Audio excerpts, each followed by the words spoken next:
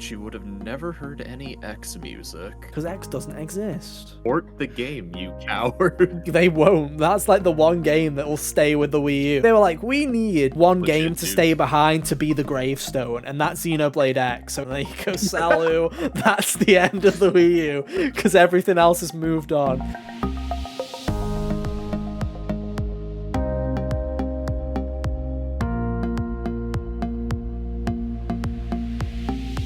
Hey, how's it going, everybody? Welcome back to another episode of the HGO podcast. I'm one of your hosts today, Ethan, and joining me, as always, are my good friends, Hunter and Kyle. Hey, guys, how you doing? Oh, I'm doing just swell. Hiya. Just had a mild panic. Literally 3 seconds before the episode started, I just muted your audio. So literally that would have been terrible, wouldn't it, if I was just talking to myself for an hour and a half. Hope you like just me, because that's almost what you had, because I just nearly muted the wrong thing. But hey guys, welcome back. Hiya. We've had a bit of a nightmare this week. We were supposed to record this last night, but then I was taken hostage by the 1545 for a bit, but it's fine. We're all good. We're all here. We made it safe and sound. We're here to talk about our favourite game soundtracks. That's right. I've got it right? I did my prep. Yeah, it's Good. game soundtracks. Awesome. The prep of learning the topic. Exactly. You think I came up with a list? No. But at least I know It what the would be topic really is. funny one week if you two came with like a completely different thing. Oh, I thought we were Actually doing this, so established. we're just going to do this one, and then you can do the other one. We're just like, all three of us show up with a different I make topic. the rules. Yeah. That'd be funny. That'd be fun. But no, alas, because somehow apparently we haven't done game soundtracks as a topic yet. So No, here we it's are. mystifying almost. I'm surprised we honestly hadn't. When you said we hadn't, I was like, are you sure about that? Have you been through all 120 episodes, 119 episodes? We had an episode where we did like a thing about, it wasn't the music specifically, like the soundtrack in games. It was more a question about how they or our feelings on a specific thing. Yeah. Oh well.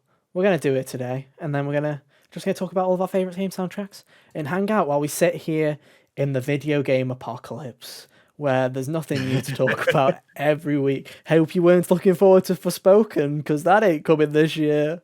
Our JRPG crowd are crying. Is. God of War is. At least we get that. Yeah. For now. All I'm saying, November 9th, very pushable release date, if you ask me. But It hey, sure is. we'll I see. don't know, what's it competing with? Pokemon? Yeah, that's basically it. It took Starfield's old date, essentially, but they did it on Yeah. a Wednesday instead of a Friday. Because they were like, oh, you get it? Because Wednesday's Odin's Day, and Norse mythology, and Thor and Odin are in the game or something. And they're like, yeah, well done, well done. That's a very elaborate way of not putting it on Starfield Day and going, look, see, we didn't steal the date. We put it on the Wednesday. But no, enough about God of War. We're here to talk about Skull music. and Bones comes out the day before. Skull and Bones is fucked regardless, dude. That game looks awful. Imagine I making know, a pirate no game and then being credit. like, you're not allowed off your ship, dude. You're not going. What's Wait, that? what? Yeah. It's like a pirate game, but it's just the ship combat. Ew. Yeah. Someone looked at Sly 3 and was like, that please, but not getting off the boat. Thank you. But Sly 3's was still fun. Yeah, they already made this game good. It was called Black Flag. They've already made it. I don't know why they're doing it again, but worse. Like, they should have just Called made another Pirates Black World in Flag. Kingdom Hearts 3. True. But It enough was about really that. funny to me. Go on. I'll let it go on. One more. Oh, I was gonna say it was just funny because it got revealed in 2017, went silent on it forever, and then I'm like, hey guys, it exists again and it's coming out the day before God of War. Why would you choose that day when They probably didn't know God of War was coming out that day. It's probably just bad luck. All I've heard from Skull and Bones is there's some country is like funding it. So because of their agreement with like a government of a country, it has to come out this year. So it's like, apparently that game is like in the worst state. It's apparently an awful video game, but some government is like going, no, it's releasing this year. How'd it go? Oh my It's gotta god. come out. Yeah. So, oh well. Oh well, we're not going to cover that, but we'll definitely cover God of War. But anyway, enough about that. We're here to talk about podcasts. No, we're here to talk about soundtracks. There we go, Oh, close. podcasts. Our favorite podcasts that aren't I've this been listening to. I started listening to Critical Role, Really? begrudgingly taking. Well, not begrudgingly. I It am does take a choosing lot to of take time. that dive. Yeah. I've had time at work, so I'm like, a time at work and no one's around, so I'm like, hey, I'll hang out with these voice actor people. Why I'll not? listen to Matt Mercer talk for 3 hours. Why not, Sounds man? great. Exactly.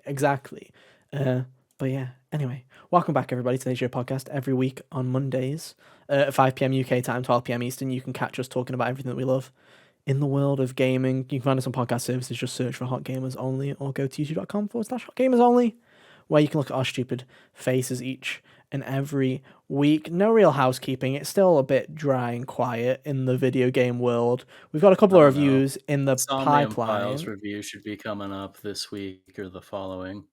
Yeah, we have that, which is I have a thing. script finished and I'm just lazy. Oh, there you go. Is that for DNF Duel? Yeah. Cool. I'm gonna zoom my webcam in a Still tiny need bit. to see if it's. I think I still need to do some revisions, make sure everything I've got all I want. But No, that's all good. So we got some reviews coming up. Discussion. Yeah, we got some reviews coming up, but it's mainly quiet, so just expect your usual uploads for now. Unless you hear different, if you want to keep up to date with everything that isn't podcast related, you can go and follow us on Twitter at Hot Gamers Only. We post on there sometimes. We'll see. There'll be updates, I'm sure. But other than that, we got no real other bits of housekeeping. So shall we just go straight into the topic? Shall we just get straight into it? Because I don't know how many games do you guys have? I have a couple, but it's like 5. I'm like, you have 5, okay. 5 with like a potential 6th. Hunter's 7. like, I have 24. I've got over 10. There you Hunter go. just slaps a stack of CDs onto his table. And I'll probably be somewhere in the middle. So let's These start ones, with please. This is just for the first half of the podcast. I've got a second Dude, podcast. honestly, I just kind of pitched this one, and then and then when I got home from work, I'm like, okay, I like the music from these games, and just kept going. No, that's fair enough. That's fair enough. We'll start with you then. Where do you want to start? Oh, I'll start with Phoenix Wright. The Ace Attorney games have an absolutely delightful soundtrack, and like every one of them, man, like we talking amount of like jams per game. Phoenix Wright is a strong contender for one of the best. Yeah, I've not played Phoenix Wright, but I've definitely heard the music, and it does kind of slam. It's I don't know what it is with visual novels, obviously, because it's like it's a lot of text reading. So it's like they tend to put a lot into their VO and their music because it's like that's what they need to keep you engaged. So with like stuff like Phoenix Wright really helps. It does have a banging soundtrack. You ever if you get the objection point with the cornered music? It's like the hypest thing in the world. That's the only song I know from that series, and it's a good one. Oh, you've never heard the Steel Samurai music? No. Hunter, I literally know nothing about it's Phoenix, great. right? All right. What's it called? Steel Samurai? No, he's doing it Steel now. Samurai live. Yeah, Wow. dude, do it now. We Aside can't from do that, it. like Unfortunately, audience, I can't do it live because I can't take the hit on all those content IDs. We could on YouTube, but we definitely can't on podcasts. I don't think people would be happy Jules about did a just... cover of this. That's oh, dope. he sure did. But aside from that, there's so many good. Aside from Steel Samurai, like all of the Pursuit themes are great. They change them like every game. Every character's theme is pretty solid. The final like confession songs are all always really good too. There's just a lot of things that stick with me. Like I played Great Ace Attorney back in February, and I still sometimes at work will just turn on random bits of that OST. Mm. This is a good song, Hunter. I told you. 30 seconds in, fantastic song. You love to see it, but no. Yeah, Phoenix Wright definitely does have one of those memorable soundtracks. And I'm actually going to bounce off of you real quick, because if we're talking about visual novels, essentially, I feel like love or hate this series. I personally have a love or hate with this series. If there's one thing that Danganronpa has in droves, it is incredible music. And I want to give a special shout out to V3 in particular, because damn, the soundtrack for Danganronpa, V3 especially, is like insanely good, especially for when you would consider that what these games are visual novels for the PS Vita. It's like this is like they're insane how quality they are. It's just an awesome soundtrack. Obviously, Closing Argument, absolute banger. God, there's just so many good ones. I don't know where even to start. Obviously, what's the theme called, Hunter? Where like, it's the Danganronpa oh shit went down song. I don't remember what that one's called. New World Order? New World Order. That's it. New World Order. Yeah. Absolute banger. Yeah, the one in the first game where Kyoko literally does anything. Yeah. It plays up. I genuinely do. I absolutely... There's just something about the Danganronpa soundtrack where it mixes together. It's like... Danganronpa is something that shouldn't really work because it's this mixture of kind of serious and creepy with the utterly bizarre and wacky, and Danganronpa's kind of like art style and everything to do with it, its themes and everything, are all just kind of like a box of toys that you've got jumbled up and it somehow works. It's like a box, it's like a set of it's like just a bunch of fucking Legos and you somehow magically make an actual thing that's like, this looks like a complete set, when it's not. It's just a bunch of random fucking Lego bricks chucked together. And Danganronpa's the same, and I feel like the reason that it nails what it does, when it nails what it's going for, I feel like the majority of the reason that it's doing that is its soundtrack. And it just fits every kind of theme, whether they're going for the creepy kind of atmosphere, whether for some reason somebody's been killed and it's time to bring out the saxophone, it's like, that's like my favorite bit is it's like someone's dead, bring out the brass. Jazz. Yeah, because even though Danganronpa 2 is my least favorite, like the Deadly Life theme is so good with like the brass and everything going at it and it just going crazy. I absolutely love it. And it genuinely does. It nails everything that it goes for. It nails it when it's trying to be eerie. It nails the eerie when it's trying to be creepy. It nails that too. When it's going wacky, it does that. And it's like, and there's just like some epic pieces of music in Danganronpa. So if you haven't played the games and you don't care for the games, that's fair, because they are a mixed bag of a fucking game franchise. The soundtracks are definitely worth a listen to because they're great, especially V3. It doesn't have Closing Argument, but it does have a load of jams. It have like Exisol Tribe and the Mono Cub song. I love Rise and Shine Sign. Great. There it is. Yeah. Rise and Shine Sign, great song. It has, in my opinion, it has the best debate music as well. It's really good. It has debate Scrum. The Scrum debate song specifically. Yeah, it's great. So many good ones. Go and listen to it. Okay.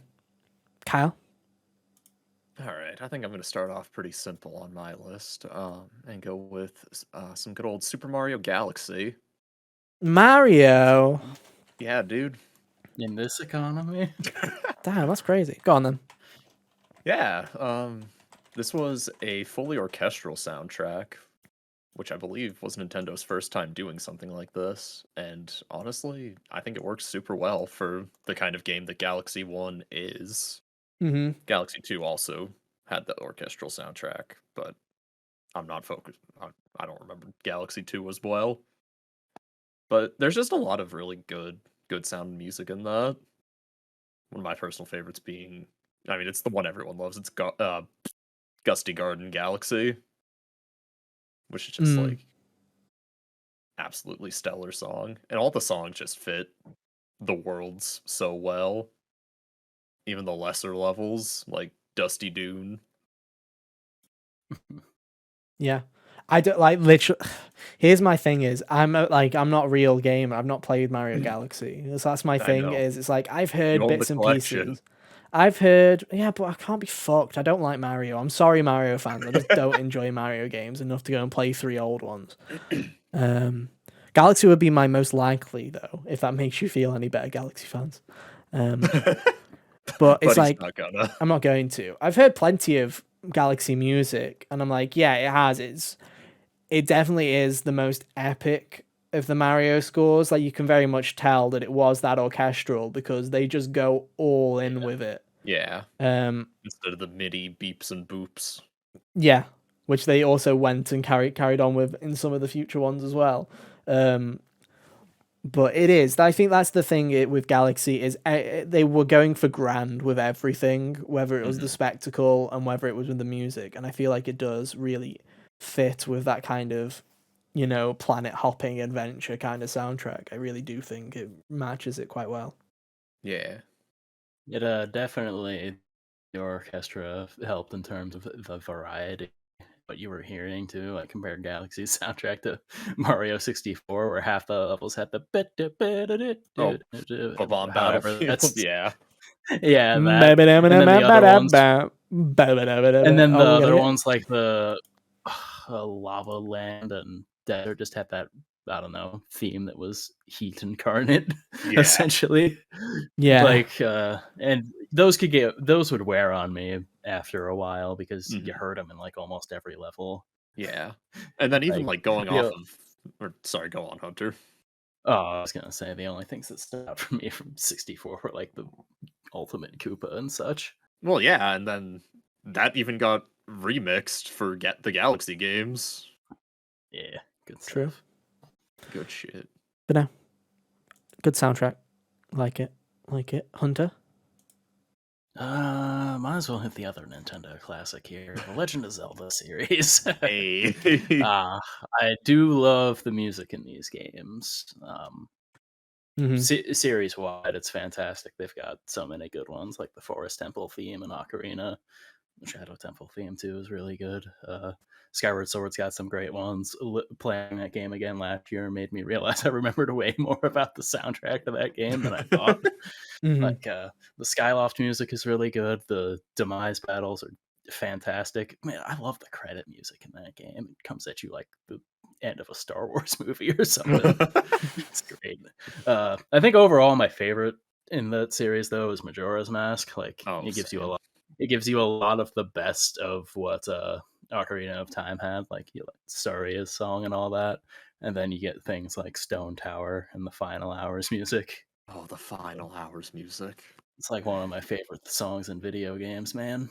That's such a fantastic song. It captures so many feelings all at once. It's like you definitely feel like the world is ending, but it's somehow also in a very creepy way, kind of serene. I also want to give mention to Clock Tower, or the Clock Town, how its theme progresses over the 3 days. It just progressively gets crazier. Yeah. Yeah. Song of Healing is another great one. The Deku Palace theme, also a jam. Palace. Nah, yeah. I love Deku Palace, but man, listening to that on loop for too long, it starts to grate. Dude, that was me with like the... God, what's the...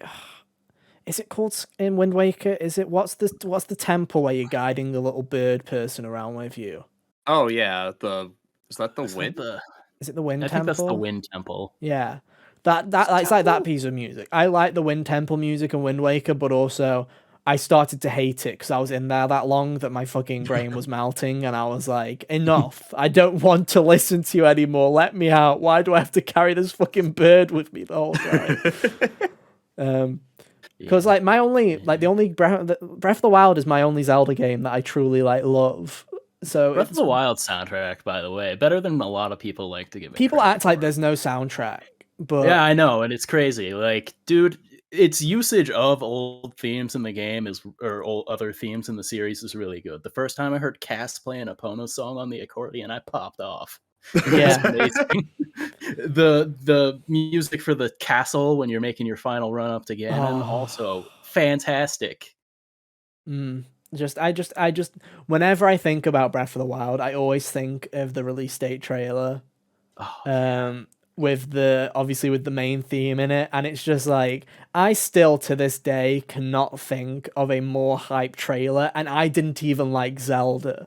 Like that was the thing, was the music is so bombastic and the orchestra is playing so fucking high above like anything else.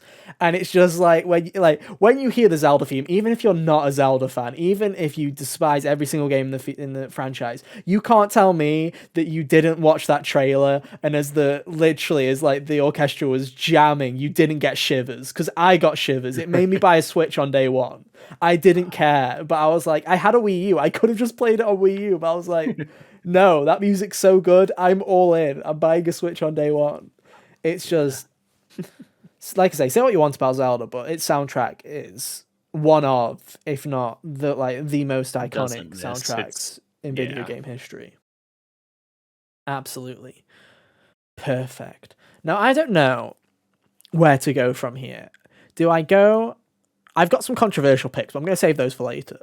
Well, it's not controversial. It's more like games you wouldn't think of soundtracks. You know what I mean? Yeah, That's what I'm really going for. I'm sure I've got a couple of those in here too, because I listed like 15 of them. You know what? I'm gonna. You know, I've got like fan favorites, and I've got some contemporary ones.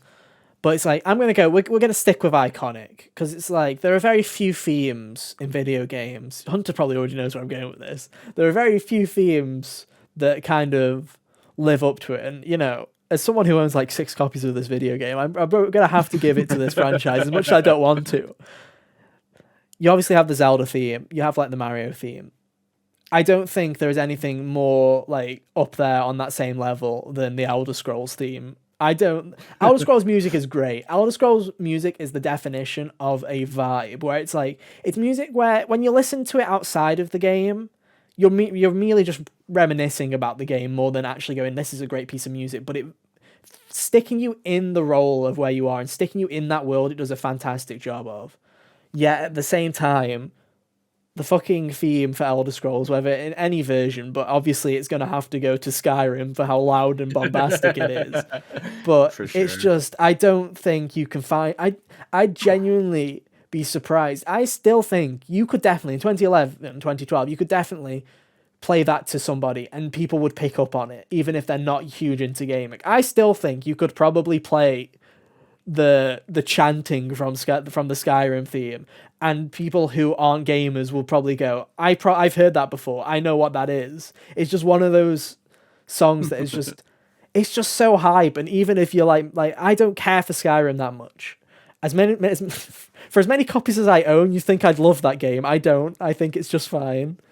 But man, every time, again, like the Breath of the Wild trailer music, every time I hear that Skyrim theme, I just get like amped up. Something just like shakes in the core of my being where I'm like, yes, like you just want to join in. You don't know the words, but you just want to join in.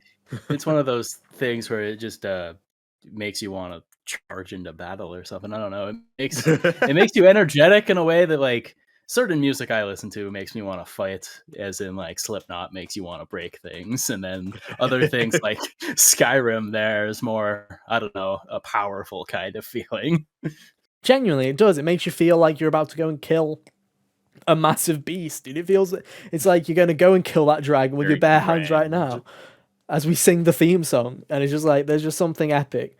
And it's going to suck so hard when Elder Scrolls 6 comes out and the theme's not going to be as banging. Yeah. Obviously, it'll have the same melody because that's the Elder Scrolls theme, but the fact people will be like, where's my chanting? Where's the Nordic chanting, damn it?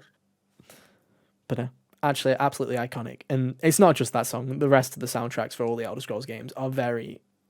they're very fantasy based, obviously, because of the story, but they just fit with that theme so well, and they very much fit with the world and atmosphere of the and the kind of vibe that they're going with. So yeah, gotta love him. Go on then, Kyle. What have you got? All right. So when it comes to picking a favorite soundtrack from Final Fantasy, I don't think like any of them are the wrong answer. Mm-hmm. All of them have their own merits for being great. But I'm giving my vote to Final Fantasy VIII because I'm a shill, and this game's great. Of course, classic. But beyond Write that, it down on the chalkboard, guys. But beyond that, mention. Beyond that, like it's also just how varied the soundtrack is. So like right off the bat, with the game starting out in the intro, you've got this just incredible opening song, La Berry Fatality. Glad enchanting. Yeah. And it's so good. It starts off real quiet, and then as the FMV starts to amp up towards the end, the chanting gets louder and louder, and you're like, "Oh man, this game's fantastic." And beyond that, like I think a JRPG, like it lives and dies by its battle music, based basically how often you can hear it. And fortunately, Final Fantasy VIII gives us several different battle themes throughout the game. But undeniably, Man with the Machine Gun, absolute ace of a song. Just, it's not something you'd even think was from Final Fantasy just listening to it, where it sounds very like techno, very not jazzy, but like it's very un-Final Fantasy, especially compared to other songs that were in the game. But even like just beyond that, like all the other just location songs are fantastic. Final Fantasy VIII's great.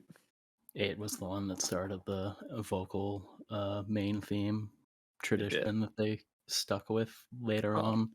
Because 7 didn't have one, and then they had Eyes on Me at 8 and Melodies of Life. Oh yeah, 9, that's what you mean. And then Sedeki Dane, or however you say it, in 10. Real Emotion in 10 too.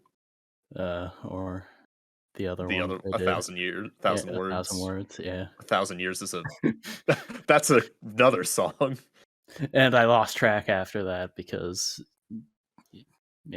I don't remember the soundtracks of 12 and 13 super specifically. But as far as Final Fantasy, I haven't played 8, so I don't really know the music in it too well.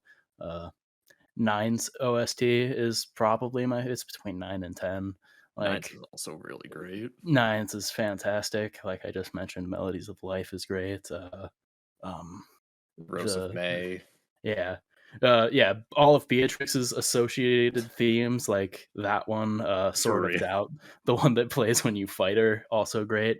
Kuja's song, very good. And of course, You Are Not Alone. All good things, for sure. Yeah. I mean, JRPGs in general have banging soundtracks, and Final Fantasy franchise is not it's not an exception to that rule. It very much follows it. Yeah.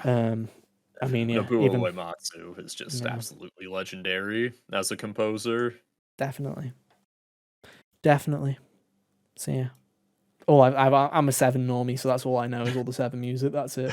I mean, the 7 remake soundtrack was really good too. Like, it's not when you're listening to it outside the game. Sure, hearing the 700 variations of the same theme, the best.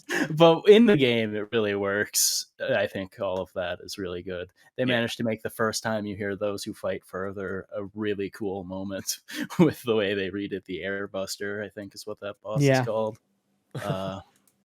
Definitely. And a bunch of the other songs that they redid in that game were also fantastic. Mm-hmm. Dude, I wasn't playing FF7 Remake. I wasn't prepared to hear Genova's theme song. Oh yeah, on what's basically disc 1. I spent the whole of doing that boss fight, like during the part where we were like swapping off, wondering when it dropped because I couldn't remember. And when it finally did, I was like, "Yes, here we go." There we go. But no, Final Fantasy, iconic soundtracks. Doesn't matter which game you're playing. Chances are, even if the game's bad, soundtrack's probably pretty decent.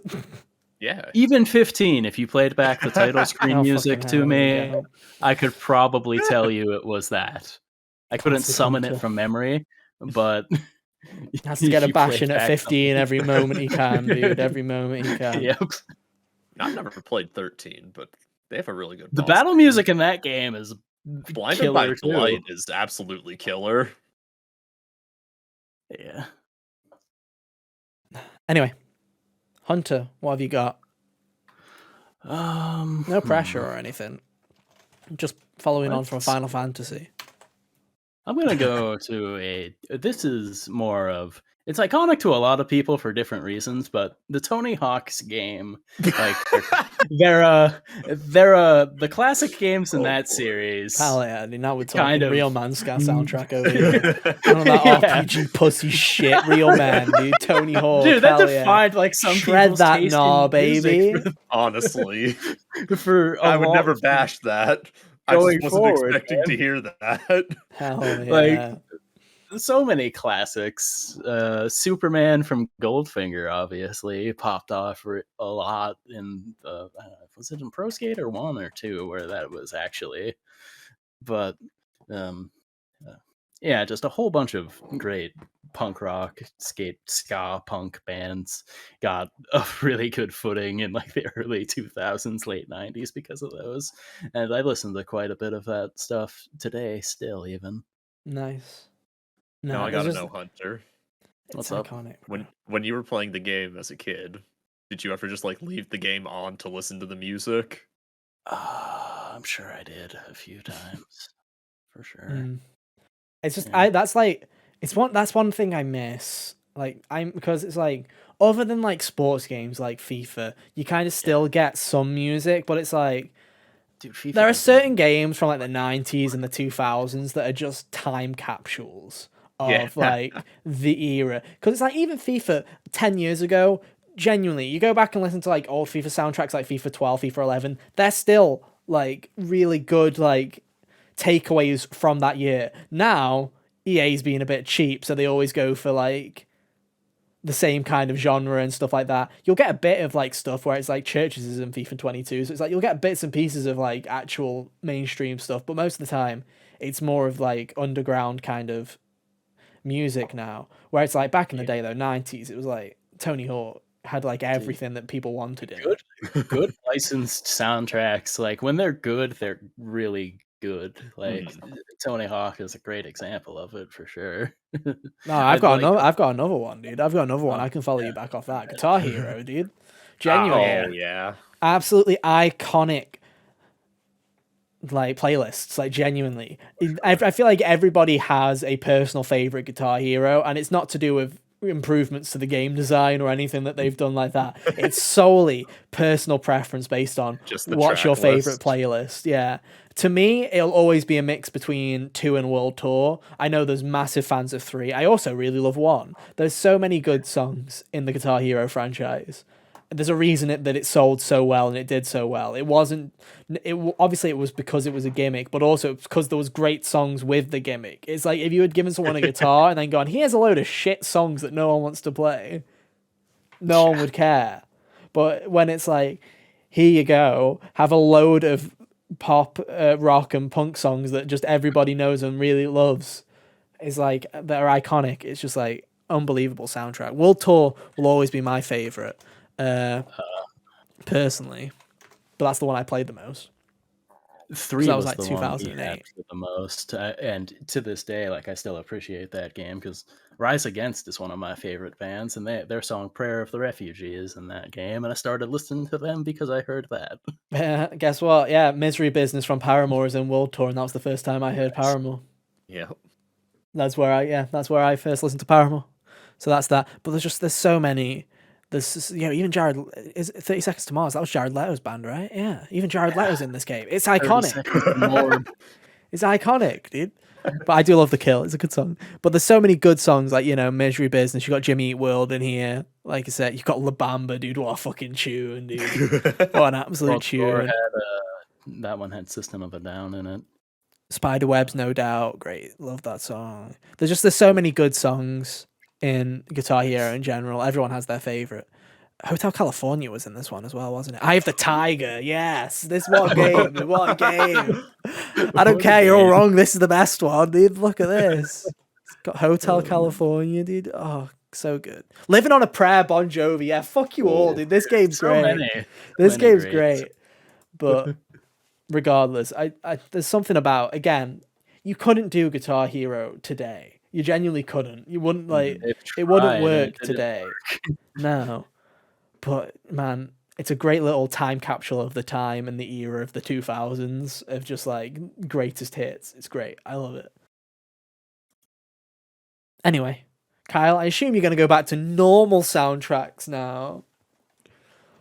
Mad World and Anarchy Reigns Okay, I take it back. are It's okay. absolutely wonderful soundtracks. Okay, I take it back. Fuck you, Ethan. Okay. Did I choose that off my list just to spite you? Absolutely. uh, yeah, I don't even really like rap and hip hop stuff that much, but this is a really good like OST. There's just And something about it that's so unique to the Mm. aesthetic of the whole game. Mad World, it just works so well. I love I feel like any other kind of soundtrack wouldn't really work with this like Sin City murder game vibe it had. Oh yeah. And then Anarchy Reigns, like, say what you will about the actual game, I the forgot. soundtrack is incredible. It carried me through sophomore year of high school. I was a very angry boy back then, Hunter. I like to think I've mellowed out since then. Oh, a bunch of people were very angry boys in high school. That's what you think. I mean, I wasn't. Angry. People thought I was angry, but I was probably having a better time than most of them. Honestly, probably. I've You were always just been. vibing. I've always just been Yeah. a passive soul, dude. I'm always passive. Me. Yeah, dude. Absolutely. I only get angry at video games, not real life, dude. Not real life. I bottle up all my anger and then slam a table or something. I've only broken so many controllers in my life, but no. Like I say again, I didn't grow up with the Wii, dude. I didn't grow up with Mad World or anything like that. So all I know is Kyle put the soundtrack on his YouTube channel and it got a lot of views. That's all I know about It Mad sure World. did. Sure did. Both of them, actually. Yeah. And for some reason, they all just really popped off. But hey, still, from the bits and pieces that I've realistic. heard, it's a great soundtrack. Yeah, I mean, obviously, like, if you're not into, like, rap and hip-hop, it's not going to be your thing. But Mm. it's still, like... There's still something. I feel like it's worth talking about just because it's of how unique it is. I haven't heard anything like it in another game. Definitely. Shame that there'll never be a third one. Oh, Feels man. bad. They should put Mad World on like modern things though. They really should. Cool. Make it happen, Platinum. Please. Recoup those Babylon's Fall losses. No one's recouping those Yeah, with a game that losses. 4 people would buy. Exactly. Hey man, at least it would be good. That's Half what you the people think. who would buy it are That'd in be this more. mall. That would be more people than who's currently playing Babylon's Fall on Steam right now. So Feels You bad. know what? You right. Okay, Hunter. What have you got? all right. Well, I can only put this off for so long. I'm gonna go with Transistor next. It's been Oh. a solid 3 or God so weeks damn since. it. I thought you were Super going to say Giant. Hades. Well, we can talk about No, Hades as no. well, because I was going to bring Yeah, up we can talk Hades, about so I'll all bring of up them. Transistor and Hades together. Darren because Korb is a genius. That's what you thought. Hunter's family disagrees and decided to His family scream didn't at like that opinion. No, terrible opinion. Wow, look at him. How dare they? Can't you see we're doing a podcast? How dare they? How unprofessional. Unacceptable. Anyway, you were saying? Anyway. Its OST is fantastic. I think one of the things that Supergiant does really good as far as their soundtracks is concerned is in a lot of ways it's like intrinsically tied to the way that the story gets told. Like in Transistor, the main character is a singer who lost her voice, so a lot of the soundtrack is kind of this mental, like there's a button where you can hum all of the background music. If you just push it, she'll stop and it's like this mental expression of what's going on. All the songs with lyrics. It's a great feature, Ethan, don't you? No, sorry, I was just checking. I just thought I'd double check how many people are playing Babylon's Fall right now, and the answer's 9. And it's had a 24-hour peak of 25 people playing Babylon's Fall. Oh, fucking I want to meet those 9 people. It was its all-time okay. peak was 1,166. That's the most people My ever God. played that game on Steam. That's crazy. Anyway, sorry, Hunter. So yeah, Transistor. Yeah, its soundtrack is so when you stop and hum, it's like this mental expression of what she's feeling, and all the songs with lyrics are like in-universe songs that existed when she did have her voice. It's real cool that way. Does a really good job at setting the tone for the kind of cyber noir vibe that the game has in general. Old Friends, the first song that you'll hear, is really good at setting the atmosphere for the rest of the game. And Paper Boats is one of the best credit songs I've ever heard in my life. No, definitely. Yeah. I'm just gonna talk about Hades because I don't know Transistor soundtrack at all in the slightest. Hades soundtrack is an absolute bop as well. It really was. Man. I absolutely just love how it mixes. Like, I just don't know how they really do it, where they mix all of these styles together and still make it feel like it fits with the whole idea of gods in the underworld. It's like it has inspiration from so many like different genres, yet it somehow all seems to feel like it fits in, where it's like, oh yes, if this took place 2,000 years ago in the underworld, this makes sense. Like, it's so weird how almost modern at times the soundtrack feels, yet how it isn't at the exact same time. It's so like bizarre to me, but it all fits in really well and ties up really nicely into a very succinct and kind of, I don't know what the word to describe it really is. It's a very solid package where everything flows nicely and nothing feels out of place. It's just very, very solid. Yeah, Darren Korb, like the process seems to be almost like taking a couple of different genres and fusing them together in each of these games to make it something really distinct. Because honestly, in every game I've played from Supergiant, nothing sounds quite like anything else I've heard in another game.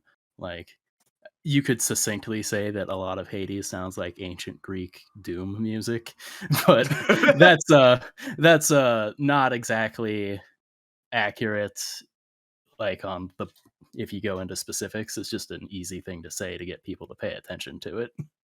No, because it definitely it has those inspirations from rock and it Yeah. has those inspirations from metal, but it's equally drawing in inspiration from the kind of instruments and music that you associate with kind of the whole Greek god kind of pantheon kind of era of like like that song that strings plays and when you beat a run and like while he's walking to his mother's little cabin. That one's totally different from anything else in the game. Mhm. Yeah. No, it's great. I really love and appreciate the work that Supergiant puts into everything that they do with their games, well, especially their soundtracks. Truly is some special stuff there. Which is weird because Hades is a couple of years old now. What are they working on? Who knows? They're probably they're probably neck deep into their next project. Oh, I can't. That'd be exciting. Hunter will be at least buying 5 copies, so they at least know that. Game. I will. Yeah. Anyway, oh god, is it my go? I think so. Okay. I'm just gonna go for a basic ass answer, dude. I'm just gonna say Spyro the GTA. Dragon. No, not GTA. I'm just gonna go Spyro the Dragon because it's like 3D platformers. I don't care. You can all have your arguments. Who has the best soundtrack? Is it Crash Bandicoot? Is it Mario? Is it Sonic? I tell you to go fuck yourselves because it's Spyro the Dragon, dude. Because have you heard of Stuart Copeland, dude? Have you heard of Stuart Copeland, though? You may know him as the drummer from The Police if you're old. And if you... Nice. Yeah. So basically, Insomniac Games got the drummer from The Police to do their soundtrack for their Purple Dragon game. And it's like... I don't know what it is about that soundtrack, but to me, it's one of the first instances of a soundtrack where it wasn't licensed, but I also was like, this feels, and this is no offense to like composers of the time, right? But it was like a lot of people who were composers for games were composers for games. This is like the first time where I was like, man, someone's composed like an actual score for like a video game, where it's like every song, you can hear them now. I mean, there's HD like kind of sound clips of all the songs through it, and it's just like they're so good and they still hold up to this day like so incredibly well, and they're so catchy, and it's just there's something about Spyro's music which is just like on another level. It's like people always talk about, do they like Crash or Spyro more? I love both games and I love the soundtracks to both, but there's something about Spyro's soundtrack that is just insanely good. So good that he ripped off his own ideas and used them for TV themes later on. The Amanda Show theme came from Spyro the Dragon because he loved the Wizard Peak music that much. He's like, I'm reusing that and selling it to Nickelodeon while I'm here. Like, that's how good the music is for Spyro the Dragon. It's just kind of iconic. There are so many iconic tracks. Spyro 1 especially. Yeah. It's also cool that like every level had its own theme song. Yeah. None of them got reused. Not a single one. There was some maybe like flight levels, but flight levels all had unique songs. I have no idea. The only occurrence of repeat songs are there's a mistake in a version of Spyro 3 where the Evening Lake song, this is in PAL and it's also in the first issue of NTSC, Evening Lake's music doesn't play. We got Sunrise Spring twice. Evening Lake has the same theme. So I never heard Evening Lake's theme until I played Reignited because I didn't realize the PAL version was broken. Sorceress's theme also doesn't work on some of the versions. But that's all Insomniac fucked up, not Stuart Copeland. Yeah. If that makes sense. So there's like a load of music that I never heard, which was kind of cool. Reminds me of like the Missing Fire Temple music in Zelda, where later versions of Ocarina of Time edited out like the chanting because it was religiously offensive or something. And yeah. I have like one of the early copies because I always had the chant and I never knew what people were talking about when I got to those Did You Know gaming videos. I'm like, what are you talking about? I don't understand. No, my copy works fine. Yeah, mine was fine. Ganon bleeds red too. See, listen. Yeah, but that's the thing. When you're a kid, you just don't notice. It's like I never really clicked together. Oh yeah, Sunrise Spring and Evening Lake have the same theme. That's weird. When Midday Gardens and Midnight Mountain have different themes. I'm like, oh, it's weird that those two have the same theme. Not thinking that it was a glitch with the game that they failed to code, and then it's like, oh yeah, there is an Evening Lake theme. That's it. Almost to a point where when I heard the Evening Lake theme, I'm like, this is wrong. What the fuck? Music's different. I'm gonna hold my breath until they change it back. What the fuck is it? Then meanwhile, you've got Crash Bandicoot, or Crash 2, who for the credits song they just used Turtlewood's music again. Hell yeah, dude. They reused a lot of music. Stellar. Still great soundtrack, but yeah, the fact that Spyro had like 20 odd levels, 20 to 30 levels in every game, and every level had a different theme. Like every song is completely different in all of them, is incredible. It's a real testament, and the trilogy still holds up. So if you're ever bored, listen to the Spyro soundtrack because it's fucking great. It's really solid. Anyway, Kyle, what have you got? Xenoblade Chronicles X. Oh, what a bitch, dude! This X. Yeah, dude. Don't the one that we haven't played. Don't worry, we'll get to the other ones later. No, we'll talk. No, we're not counting them as separate entries. We're putting Xenoblade Chronicles, and we'll have a big talk. We're not coming back. We're not coming back. So go on. Start with X then, which me and Hunter can't talk about. I chose X just because I really like its aesthetic. Because you want it to be different. Soundtrack was composed by Hiroyuki Sawano, who was the composer for anime like Kill la Kill and Attack on Titan. I've heard of those. They're normie anime. I've heard of both of them. That's why they're on the list as examples. The Attack on Titan theme, the first one anyway, was real good. Yeah. And it just real like the music, it just fits the kind of like sci-fi space adventure vibe of Xenoblade X so well. Features a lot of lyrical songs that is unique from the rest of the Xeno series, not even just Blade, but all the ones that came before it as well. And it also features one of the best like choose your game title screen songs, which is a 4.5 minute song called Melancholia. You never need to stay on that screen for more than 20 seconds. Dude, and they made a whole fucking lyrical song to go with that screen. They're already getting brownie points because I don't know why. One of my favorite words in the English language is melancholy.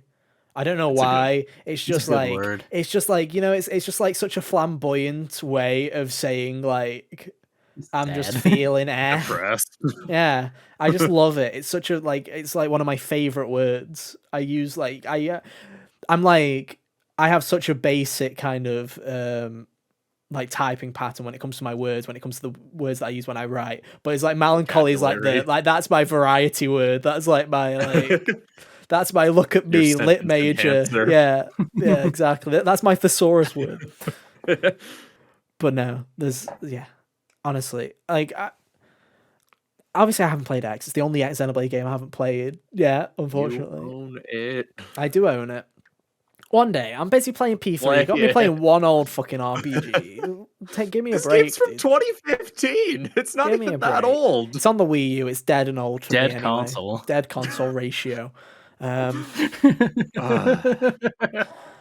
But there's something about Xenoblade's music that just hits different. And I know that's the most basic thing to say, but it does. It's like, I just listen to pieces like, obviously, as of recording, Xenoblade 3 is not out. It's a couple of weeks away. But it's like, I've purposely not listened to them. They keep releasing new songs. I'm like, fuck off, not listening. Flute music in the trailer that I but watched literally, was really good. The main theme with it being the flutes, and it's like just hearing that. Literally, I've only heard it like 3 or 4 times.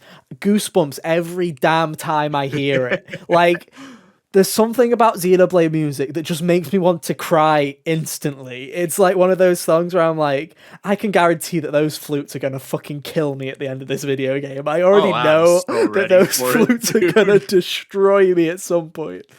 And I'm like, genuinely, like, I love both Xenoblade 1 and 2's soundtracks. They're both incredible.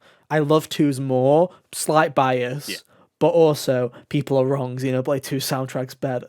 It's not. It's the better game. It's like neck and neck, but there's just so, like, honestly, like, there's just so many songs from the Xenoblade franchise where I'm just like, oh, it's so epic and so, like, it's like punching above its weight is what I would describe it as, is because it's like you would not expect a RPG that didn't even do that well originally financially or anything like that. It wasn't even funded very well for Monolith, the original, to have a soundtrack like that. You wouldn't have expected them to go all in with the orchestra in the second one and again kind of build on it. Like Xenoblade, as much as Nintendo's trying to push it forward, it's only like a 2 million game seller, right? It's not as huge as people. Well, saying that, Persona and Nier Automata are only at like 6, so it's like they're like little, like they're small fish, right? But it's like the fact that they put that much effort into it, knowing that it's not necessarily your Mario Galaxy, but they still go out with the full orchestra and they're like going, hell yeah, let's do. Yeah, you this with need to remember Xenoblade's history. This game wasn't even supposed to come to America.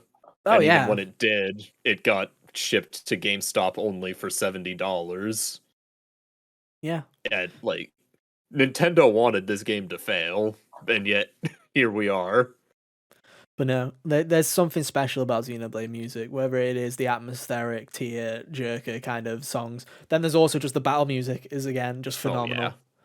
The one theme from 2 that gets used in certain boss fights, I think it's called like counterattack or counterattack. Yeah. The one that plays the last time you fight Zeke before he joins the group.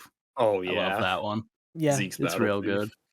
There's so many good things. The Torna music, battle music is great as well. There's so much variety and again so much style with the music, and I just really appreciate the Xenoblade soundtrack so much. It's really damn good.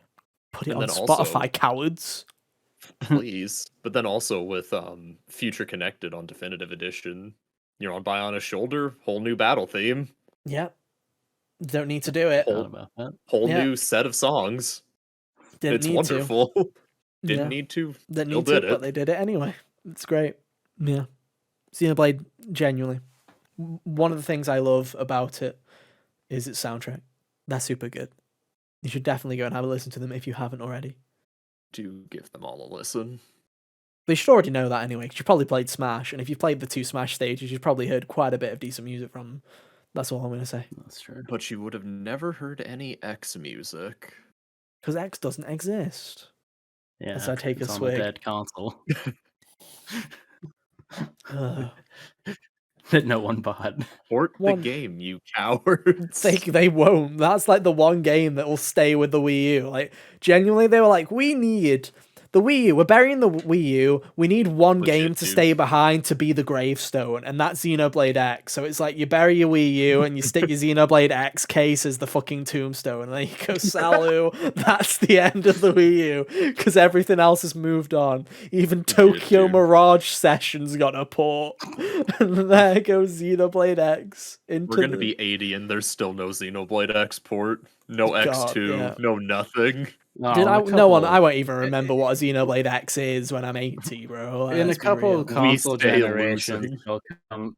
they'll come and get it. It'll be like, am I about to defile this grave for money? Of course I am. I mean, Nintendo has already remade Xenoblade 1 twice, and before it was even 10 years old. So it's like, of course they're gonna. One day, you can believe they'll Someday. remake it probably, Someday when Monolith can figure out how to port the game. or they'll remake 2 or 3. They'll do one of the others instead. You'll see, or they'll just do 1 again. Please don't do 1 again. Anyway. Please don't do 1 again. Please, we've got enough. I've got like 3 Tired of it. copies. I don't need another one. Hunter. I guess I'll go with Metal Gear Solid.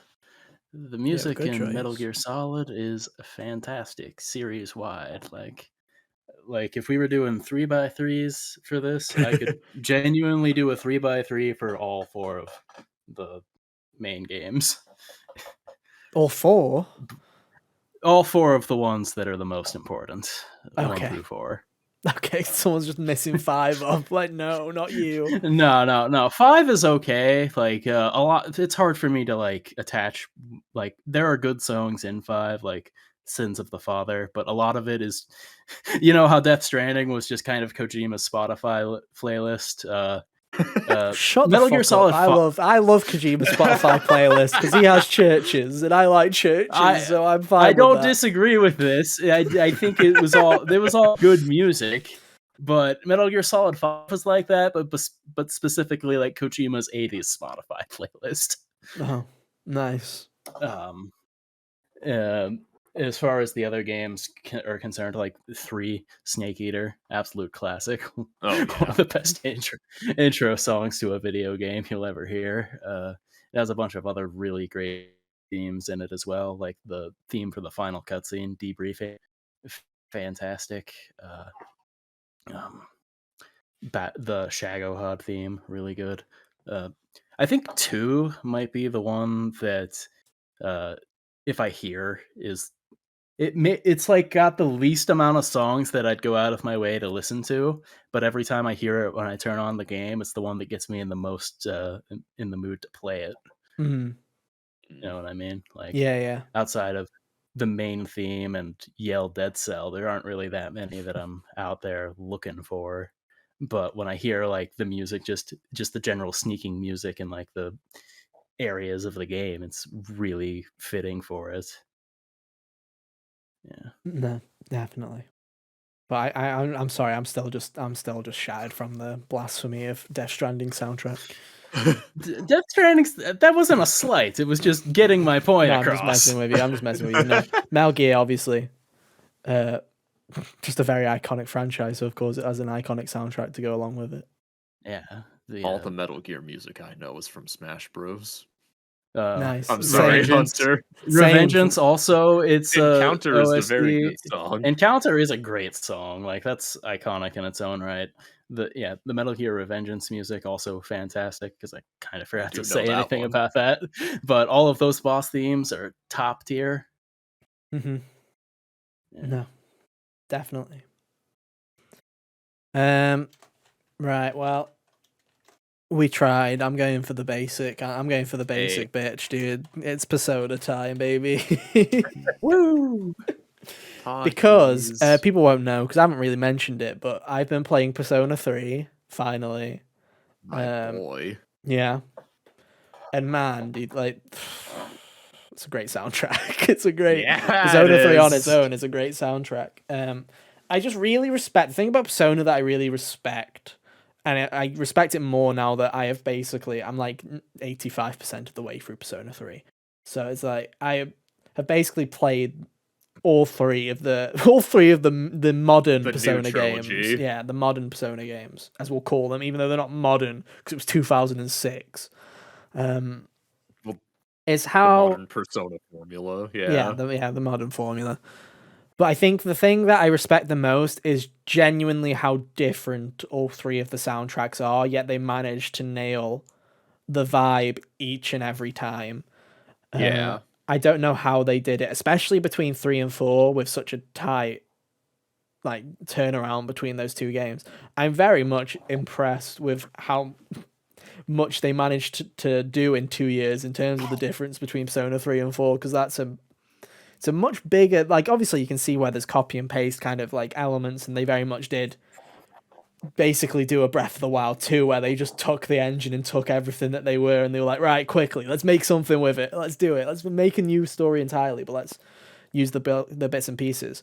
But on a soundtrack point of view, it's like they managed to drastically shift tones and do it so effortlessly.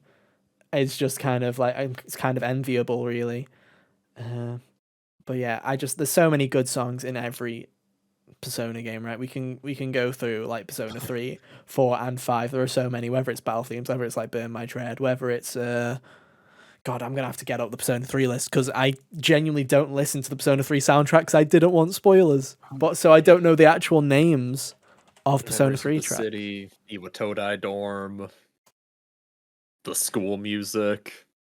Yeah, is it Want to Be Both True? normal and What is it? Want to Be Close, that's it. Want to Be Close is an absolute... I love Want to Be Close. It's such an atmospheric song. I absolutely adore it. And one of the things, I don't want to really talk about Persona 3 too much until I beat it. But it's just like all of the little kind of like pet peeves with Persona 4 I had, whether it was stuff like, oh, I think the music is a bit generic at times when it came to the dungeons. I thought that the dungeon music for Persona 4 is extremely kind of basic. Or it's like, even things like we've complimented before, where I'm like, hey, I loved the idea of in Mementos, the music gradually changing the further down you go, to now play Persona 3 and realize you just ripped that shit out of Persona 3 with Tartarus, because Tartarus does the exact same thing. But it's like, there's so many good pieces of music in the entire franchise, and I'm just like, damn, what a great lineup of music. In whatever genre they go for. I'm very much interested to see what genre they go for next, because I have no clue what they'll do, to be honest. Genuinely. Can't wait. Who knows? Maybe we'll hear a hint of it in October. Probably not. Probably not. Probably when are we not. supposed to get more Persona news? October. Oh. That's when the concert is. That's when, if we get Persona 6, it's happening in October. Which, isn't that... Dude, what if they play P6 music at the concert? That's what I'm thinking. I'm like, what if they just end it with a song that no one knows, and then they play the reveal trailer or something, and it's like, damn, that'd be crazy. Even if they don't do that, we will get a hint of it, because the OST is just going to be a bunch of crying fans. Oh, yeah. True. But no. Honestly, go and listen to the Persona soundtracks, P3. I have got a soft spot for P3 at the moment because I'm playing through it. Yeah. The gameplay fucking sucks, but the actual story and everything. You're playing with cheats. Yeah, and it still sucks. Imagine playing it without cheats. Yeah. It was fun. It was like a randomizer. No. Built into the game. No, Kyle, it's fucking it awful. wasn't fun. Where every time you talked about it, you were miserable. You were miserable. But even with cheats, I'm probably gonna... Kyle, probably not surprised. I like Persona 3 more than 4, I think, is where I'm currently sitting. I also like Persona 3 more than P4. Don't like it more than 5, but I think that P3 will comfortably sit in second. Mainly because it didn't pull the bullshit. I was like, not to spoil anything for you, Hunter, but I was literally sitting there the whole time going, right, okay, who's your fucking plot twist? Are you the plot twist? Are you the plot twist? And it's like, I've got to November, and I'm like, you know what? Thank fuck that nobody's been a major plot twist, because it's like, I was sitting there counting down the days where I'm like, where's the major plot twist character? And it's like, didn't happen. I'm like, oh shit, they're telling a story without that this time. Cool. Or if there has been a twist, it's like not been major. It's like, okay, cool. I can live with this. Thank you. Nice. If one more fucking detective turns evil, I'm gonna I can't handle it. But no, great soundtracks. Love the pieces. Yeah, for sure. Kyle, where are we at? All right. So this one, this is a composer because all of his music kind of is like lumped into the same kind of category. It's Yasunori Mitsuda. Okay, you can type that. You can type that in the timestamps. I'm not typing that. No, he's done a lot of like mostly JRPG work. He's done the 2 Chrono games, Octopath Traveler, the Xenoblade soundtracks. Okay. Like he's just an absolutely phenomenal composer, and like a lot of his stuff sounds the same. It's just a lot of JRPG flutes. But no, Xenoblade 3 is the flutes. That's dude, it's all flutes. No, but that one is flute. Like everybody else has background flutes. Everyone else, Xenoblade 3 is like, fuck off, move out the way. It's only flute time, dude. Sit in the back, drums. It's flute time. Only flutes. But no. Carry on. Sorry, I cut you off. No. No, I won't. I don't think I will. I mean, I pretty much said my piece. Like it sounds good. There's not much else to say. It all fits the vibes of the games. Yeah, we already talked about Xenoblade, so I've played half a Chrono Trigger and Octopath Traveler. Those are both really good soundtracks. Like Chrono Trigger, literally for almost every moment in the game, the music switches. I'm like, oh man, this is really good. Mm-hmm. Like, so many jams. The Time Fair, really good. There's a theme in the woods really early on that kind of reminds me of one of the Donkey Kong songs. It's a weird shout, but it's the thoughts I had when I played it. And Octopath also had really good music as well. Like I liked the fact that the battle music would change when you got a little further on. As you like progressed into the outer rings of the map, the battle theme would change. As for as much as the true final boss sucks, it's got an absolute jam of a theme song. We love chanting. We do love Battle Against the Dark. We love made up Latin chanting. Oh, exactly. We sure do. No. But then also in my research, like this is just a complete aside, he also did the music for Mario Party 1. Really? And that just amused me. So I just want to throw that one in there. No other Mario Party, just the first one. And he also helped with Kid Icarus Uprising's soundtrack. And nice. People like that game. I've never played it, but people like it in spite of the controls. No. Fair enough. An iconic list of video games there. Aye. Chrono Cross and Mario Party. Exactly. Exactly. Okay then. Hunter, how many more do you have? That's what my question is, because I'm sure Kyle's running close to out, right? I can probably bullshit one more. Okay.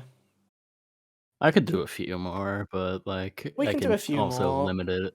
No, we don't need to limit it. If you want to do a couple more, we can do 2 quickly, and then Kyle can round us out. All right, I guess first up I'll go with Silent Hill, at least the first 2, because 3 is an arm and a leg. But I really, in general, Akira Yamaoka's work is really good, but Silent Hill specifically, I'm more attached to the music in 2, just because I like that one a little more. Is really good at being different from every other horror game I've played, in the sense that it's way less like trying to overtly be creepy and more of somber and reflective. And I really appreciate that because, at their core, they're like psychological stories. Yeah. Mm-hmm. No, I bet. Yeah. Silent Hill is just... Silent Hill is one of those games where even hearing the music, I'm like, I'm fucking, I'm not touching that with a 10-foot pole, dude. Like, genuinely. It's just one of those... It's one of those games where it's like, Resident Evil, I can listen to Resident Evil music and not be kind of like put out. Silent Hill, I'm like, nah, you fucking stay away from me. I'm fucking, where's my barge pole, dude? You get that shit away. I can't hack it. Because it's like, even the little bits I've heard, I'm just like, no, back, stay back, Pyramid Head, bastard. Pyramid Head song's great, man. I'm like, fucking be gone. I don't care for you or your like, weird cone head. Get away. They got the metallic scraping like in the music. It's really good. No, it's not. It's creepy as shit. I'm not a fan. Really not a fan. The opening theme of Laura is really good. Promise is one of I have a beef with Promise. It's one of the credit music. It's one of the credit songs, but it's also the credit song for the worst ending. So nice. It makes me really mad that the best song is locked behind one of the worst endings. That's funny. Yeah, it is funny. But yeah, Silent Hill, great stuff. Okay. Is it time for the really controversial one? Is this it? Well, yeah, no, you're gonna be like, bully him. Yeah. Okay, it's kind of a franchise. Yo, Nintendogs. No, it's not Nintendo. It's not Nintendo. It's like the most normie franchise ever. But I have to talk about Black Ops. Because Black Ops has, like, I'm not usually a fan of music in first-person shooters. Tends to be the most boring music you can ever think of. And I'm like, they can even turn composers who are incredible. Like, I don't know if you had God of War on your list, Hunter. I could have very easily have put God of War 2018 on my list because of how fucking incredible that soundtrack is. I didn't. Maybe we could talk about it another time. But even the composer for God of War did Call of Duty this year, and I don't remember a single fucking song from that video game. It's that forgettable and bland and boring. It's like, they can take incredible composers and they can turn them to absolute, like, mediocrity. Like, there's just, like, some songs where I'm just like, there's nothing. But there's something about the scores in the Black Ops games that are just absolutely ridiculous how good they are. And I'm like, I think his name's, what's his name? It's Jack. What's his name? Black Ops composer. I'm blanking on his name. Oh no. Black Ops 2 composer. What's his name? He's done all of them. It's like Jack Wall, that's his name. I knew it was Jack. Jack Wall was mainly known for composing he's mainly known for like composing like Mass Effect and stuff like that. So he's done like really great soundtracks. And he's done like every Black Ops since 2. And there's just something about his music which is like, again, the multiplayer themes. There's no reason for a multiplayer theme to slap as hard as the Black Ops multiplayer themes. Like, the one for Cold War one time. Yeah. And yeah, that thing went harder than it had any right to, considering the series it was trapped in. Literally, the Black Ops series just has an absolutely iconic track record of having every single multiplayer theme, Black Ops 2 and Cold War in particular, have no reason to like slam as hard as they do, and it's like an absolute vibe that I love. But also the reason I give it to Black Ops is because of the zombies mode. There's something so iconic about all of the zombies music, whether it is Damned, which is the piano theme, which I feel like mostly everybody has heard at this point, which is a very kind of, it's so simplistic. It is basically Damned 1 from Black Ops 1 is quite literally just Kevin Sherwood, one of the composers, literally just playing the piano. There's nothing else. It's all piano, and yet it's so eerie and creepy, and I just love it.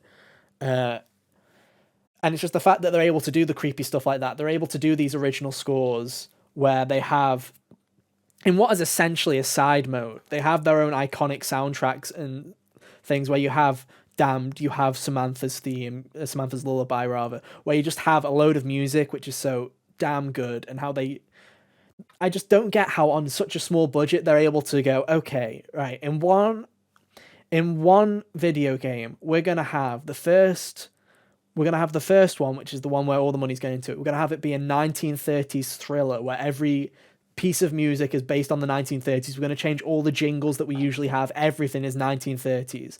Then go straight back into 1940s classic, into going into doing kind of like organic horror with this like dystopian Japanese like horror island where a load of tests were undergone on people, and they go on to the whole kind of Japanese horror side, to straight into Russia with like a kind of heavy metal kind of soundtrack for this alternate reality take on Russia during World War II, where there's like mechs everywhere, to be able to go like to this grand finale. And they do all this, and they manage to do it on next to no budget. And it's just like, I applaud whoever works at Treyarch that is able to do all this, not only like in the span of a year, but with the budget they have, because no one gives a shit about zombies in terms of Activision and money.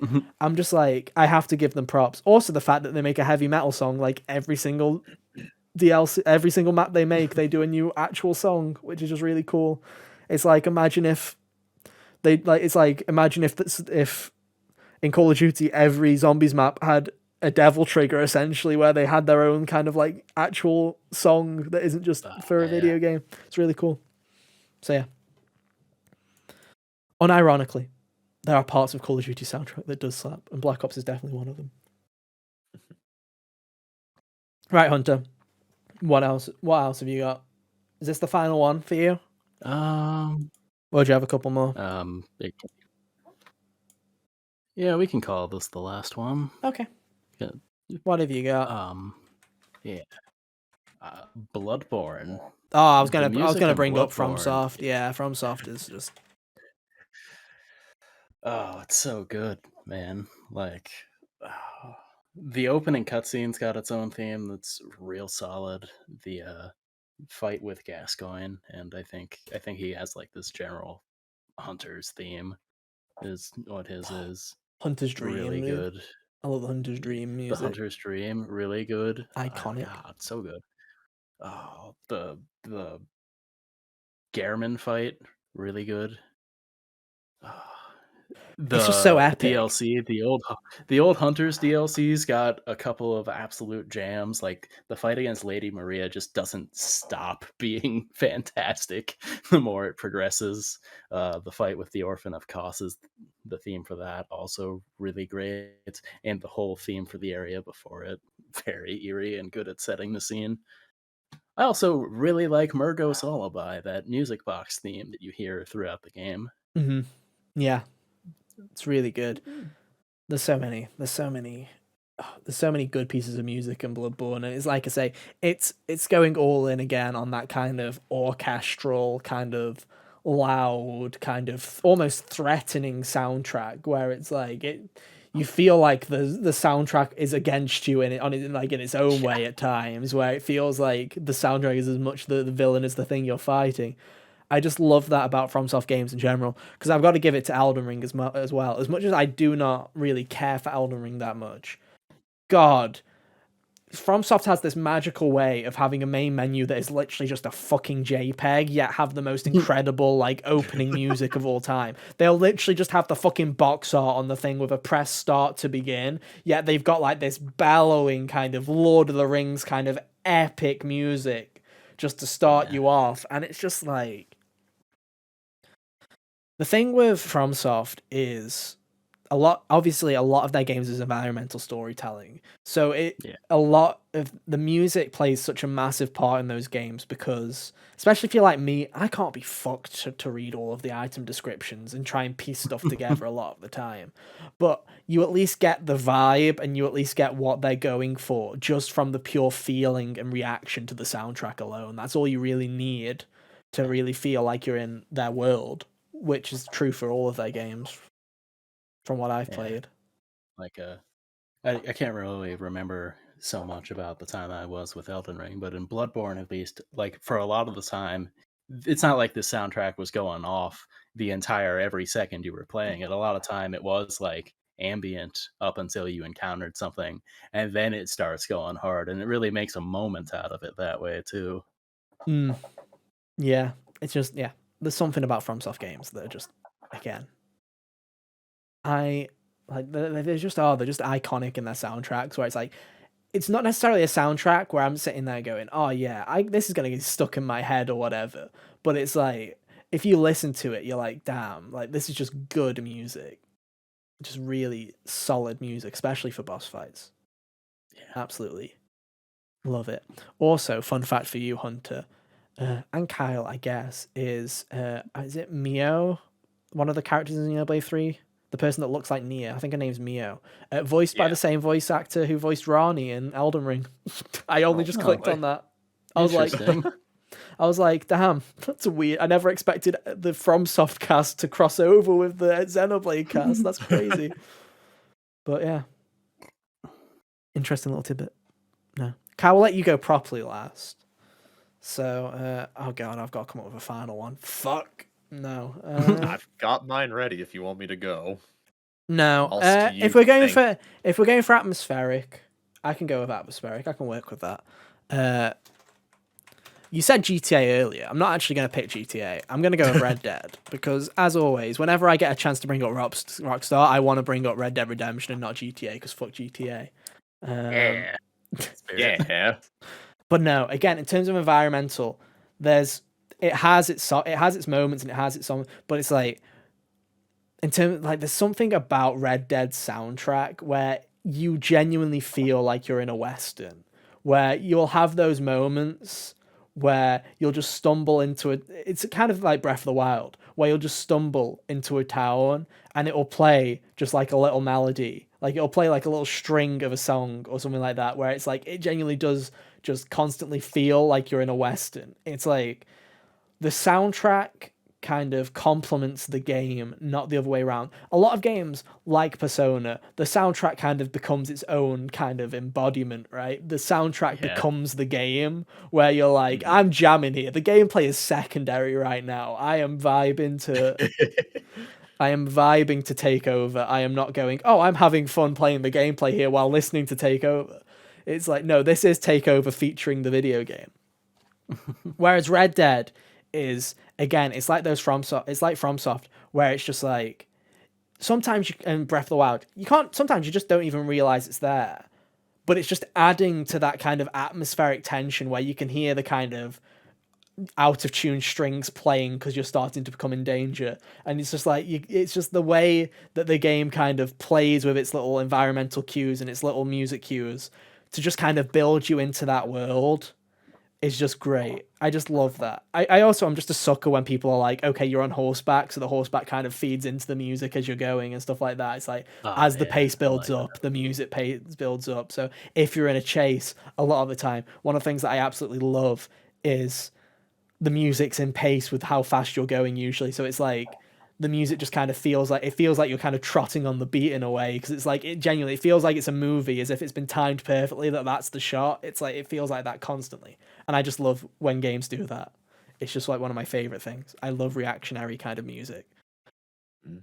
I hate when it's obvious, but when it's subtle and you don't really notice it and you're like, damn, this just feels like I always love it when it makes you feel like you're kind of doing it to the beat. It doesn't feel like it's scripted. It doesn't feel like that's the experience everybody's going to have. It just feels like this is your playthrough and your experience. That's what I love, when that kind of stuff kind of pulls together and works. And very rarely it does, but I love when it does. And Red Dead's definitely an example of that.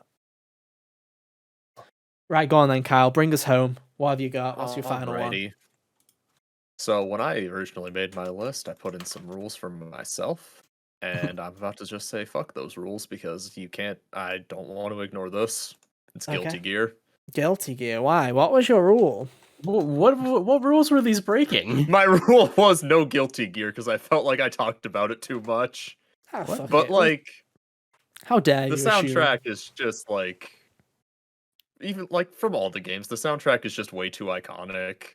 Even for like, we're going all the way back to Plus R, Guilty Gear XX Plus R. Star, which is like the first easy game you can get in, like one of the first games you can easily get access to.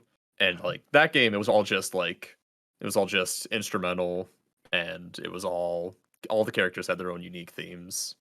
Music just played such a big role in Guilty Gear. It was heavily inspired by classic rock, and even the creator Daisuke, he was a composer before he was a game designer. No. So you can see all the classic rock influences just littered throughout the games. And plus every character had their own theme song, and then there are also unique battle themes. If you picked two characters to fight each other, like Sol and Kai would have a unique theme, Zato and Milia would have a unique theme. And it was a really good way of just using music to tell a story. Very simple, no lyrics, just all through the unique music. Then in Xrd on PS4, he started to test the waters with lyrical songs like Big Blast Sonic and Ride the Fire. And then in Strive, that's good. Dude, Ride the Fire is fucking epic. It's just a really funny title because obviously that's definitely, considering you just said that he's like a big fan of like classic rock and stuff, that's obviously a Metallica shout out. Ride the Lightning, yep. Yeah. Which is even one of Kai's attack names. Oh, it's so good. Nice. But yeah, then in Strive, I've talked to death on this podcast about Strive's OST. It got robbed at the Game Awards last year. It was absolutely just fantastic.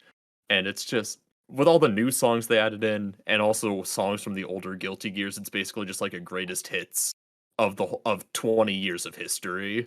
Yeah. It's just I can't say enough good about Guilty Gear as a whole. And they're all available on Spotify. If you need a workout playlist or anything, hit up Guilty Gear. You'll find something. Yeah. No. It's a good one to end it on. I also wanted to mention that I did look up God of War's composer. His name's Bear McCreary. And also, fun fact, he's the composer for Forspoken as well, apparently. Which now has me more interested in Forspoken than I was before this podcast, I can tell you that much. Because at least the music will probably be good. So there you go. Anyway, those are some of our picks for our favourite soundtracks. We probably missed a ton. We can probably do another one, if we thought about it. Yeah, we could do another one. We still got 2 weeks until Xenoblade. No, we're not doing another one back to back. Calm the fuck down, kids. We're not that crazy. We'll do another one, but this time it'll be Sam, Jack, and Kane. Oh yeah, we'll just take a week off. That'd be nice, dude. Shame I can't trust any of them to record it and get it all done in time. That would not happen. Yeah. God, could you imagine? That's leave Sam in charge and make sure Jack isn't drunk. No, I'm not. That'd be funny. I'm telling you, I said to Jack yesterday, we're gonna have to fucking give him a breathalyzer test next time he's trying to come on the podcast. Dude, man can't be trusted. Man can't be trusted. Make him say the alphabet backwards and do a walk in a straight line test on his webcam. Turn your webcam on. Walk in a straight line, Jack. It'd be funny. But no, let us know what picks we may have missed that you like. And hey, who knows? Maybe we'll cover them in a future episode. Never say never. But I guess for now, as always, our links are on screen right now. You can go and follow us on Twitter if you want to keep up to date with everything we do outside of the podcast. You've probably seen me moan about how well or terrible I did in 1545, so I hope you enjoyed those tweets. They're probably pretty tragic. I still don't know because I haven't done it yet. Victimizing it. Yeah, just a lot of me slamming my desk. Maybe a broken controller. Who knows? I'm hoping that I'm very positive and it's Tiny, not by the way, final platform, gonna be bottom right. Bottom right? Okay. Yeah. We'll see. If you're right, I'm going to be so mad. Anyway. I'll have to find out next week if he was. Yeah. Regardless, that's stuff about me. If you just want to keep up to date with the show, you can go and follow us on Twitter at HotGamersOnly. Subscribe to the YouTube channel, youtube.com/HotGamersOnly. And hey, if you don't want to look at our stupid faces, that's cool too. You can head to the link tree or search for Hot Gamers Only on your favourite podcast service, such as Spotify or Apple Podcasts. We're on it. We're on a load of stuff. You can find us anywhere. I don't know. I don't know where people listen to most of the time. I think it's Spotify. I think Spotify and It's Apple gotta be Podcasts are Spotify. most listened to. But we are available on others if you do want to, or just listen to us on YouTube. I don't know. I want to know who the psychotic person is who like has YouTube Premium and downloads the video and then listens to it as an MP3. I want to know who you are. Are you psychotic enough to download the video version and then only listen to the audio? I respect you. Is that like a proof? Is that like a proven metric that we know happens, or is this just No. hypothetical? Hypothetical. Like, It's just because I know okay. I do that. I use podcasts as background noise, even if it's a video podcast. So I'll either have it on the second page or I'll tab out for a bit. So I just want to know if people do the same. I assume you do, because I assume everyone gets sick of looking at the words Hot Gamers Only podcast in our shoots, our three faces every week. It's not like we have a set or anything for people to look at, is it? It's just like games and games and games. So, yeah. Games, we go. masks, Hope you like games. etc. Yeah, exactly. But no, do let us know. But yeah, regardless, well, I guess we'll be back same time, same place next week in the wait to Xenoblade 3. We've still got a couple of weeks left, unfortunately, but we'll get those games eventually. The Couple longest of weeks July in of my dream. life. Longest July, I know, right? Hey, at least we still pre-orders still haven't gone live in Europe yet, so you know we're still molding over here.